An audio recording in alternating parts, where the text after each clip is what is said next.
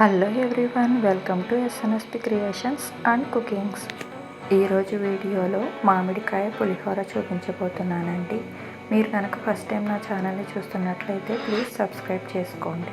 ఎప్పుడు మనం ఇంట్లో ప్రిపేర్ చేసే చింతపండు పులిహోర, నిమ్మకాయ పులిహోర కాకుండా ఇలా మామిడికాయ పులిహోర కూడా ఒకసారి ట్రై చేయండి. మామిడికాయ పులిహోర ఎలా ప్రిపేర్ చేసుకోవాలో దీని యొక్క ప్రిపరేషన్ చూద్దాం. ముందుగా రైస్ వండుకోవాలండి. ఒక గిన్నె తీసుకుని, నేనైతే ఈ గ్లాస్తో తీసుకున్నాను, మీరు కప్పుతో కానీ గిన్నెతో కానీ మెజర్ చేసుకోవచ్చు. నేనైతే ఈ గ్లాస్తో ఒక గ్లాసు రైస్ తీసుకున్నానండి. మీరు ఏ రైస్ వాడతారో ఆ రైస్ తీసుకోండి. ఇలా ఒక గ్లాస్ వేసుకుని ఇవి శుభ్రంగా 2-3 సార్లు వాష్ చేసుకోవాలి. ఇలా వాష్ చేసుకున్న తర్వాత అదే గ్లాస్తో 2 గ్లాసుల వాటర్ వేసుకోవాలి. వేసుకుని అరగంట నుంచి గంట పాటు ఈ రైస్ని నానబెట్టి ఉంచాలి. ఇవి నేను మామూలుగా వండుతున్నాను కాబట్టి ఎక్కువసేపు నానబెట్టుకుంటున్నానండి. మీరు కుక్కర్లో వేసుకున్నట్లయితే తక్కువసేపు నానబెట్టుకుంటే సరిపోతుంది. నేనైతే అరగంట నుంచి గంట పాటు నానబెట్టి ఉంచాను. ఇప్పుడు ఒక గంట తర్వాత ఇవి బాగా నానిపోయి ఉంటాయండి. ఇలా నానబెట్టడం వల్ల రైస్ తొందరగా కుక్ అవుతుంది. ఇప్పుడు సిమ్లో పెట్టుకుని ఉడికించుకోండి. కాసేపటి తర్వాత మీరు చూసారంటే ఇలా రైస్ బాగా ఉడికిపోయి వాటర్ అంతా కూడా ఇంకిపోతుంది. చూసారా, ఈ విధంగా ఉండాలి.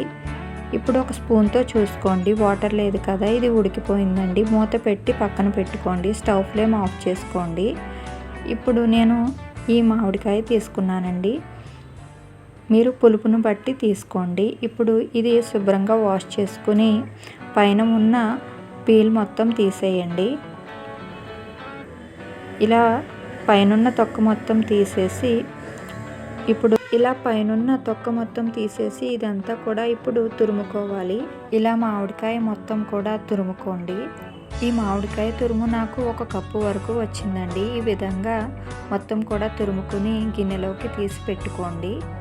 ఇప్పుడు స్టవ్ ఫ్లేమ్ ఆన్ చేసి వెడల్పుగా ఉండే ఒక మూకుడు పెట్టుకుని ఇందులోకి 3 నుంచి 4 స్పూన్ల ఆయిల్ వేయండి. ఆయిల్ హీట్ ఎక్కిన తర్వాత పోపు దినుసులు వేయండి. మినపప్పు, పచ్చిశనగపప్పు, ఆవాలు, జీలకర్ర, 3 ఎండుమిర్చి చిన్న ముక్కలుగా కట్ చేసి వేయండి. అన్నీ కూడా కొంచెం వేసుకోండి. ఇప్పుడు 2 టేబుల్ స్పూన్ల వేరుశనగ గుళ్ళు, 2 నుంచి 3 పచ్చిమిర్చి, కొంచెం కరివేపాకు వేసుకోండి. వేసి ఇవి బాగా ఫ్రై చేయండి. చూసారా, ఈ విధంగా బాగా ఫ్రై చేయండి. ఇప్పుడు మనం తురుము పెట్టుకున్న మామిడికాయ తురుము 1 కప్పు వేసుకోండి. వేసుకుని ఇదంతా కూడా బాగా ఫ్రై చేయండి. 2-3 నిమిషాల పాటు బాగా వేయించండి. చూసారా, ఈ పులిహోర చాలా టేస్టీగా ఉంటుందండి.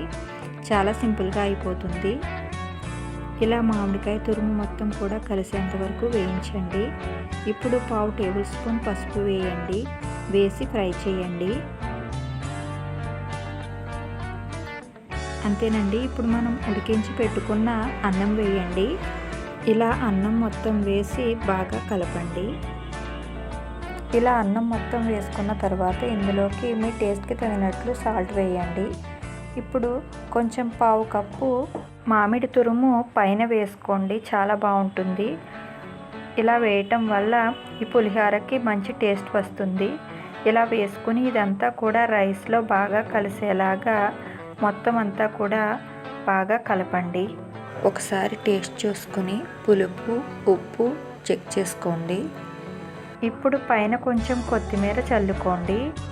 అంతేనండి, మామిడికాయ పులిహోర రెడీ అయిపోయింది.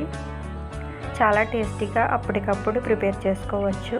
తక్కువ ఇంగ్రీడియంట్స్తో చాలా టేస్టీగా ఉంటుంది. ఒక్కసారి ఇలా నేను చెప్పిన విధంగా ట్రై చేయండి. మీకు ఎలా వచ్చిందో కామెంట్ చేయండి. ఈ వీడియో కనుక మీకు నచ్చితే లైక్ చేసి మీ ఫ్రెండ్స్ అండ్ రిలేటివ్స్కి షేర్ చేయండి. మరిన్ని కొత్త రెసిపీస్ కోసం మా ఛానల్ని సబ్స్క్రైబ్ చేసుకోండి. నా ఛానల్లోని అన్ని వీడియోస్ని చూడండి. Thanks for watching. Please like, share, subscribe my channel.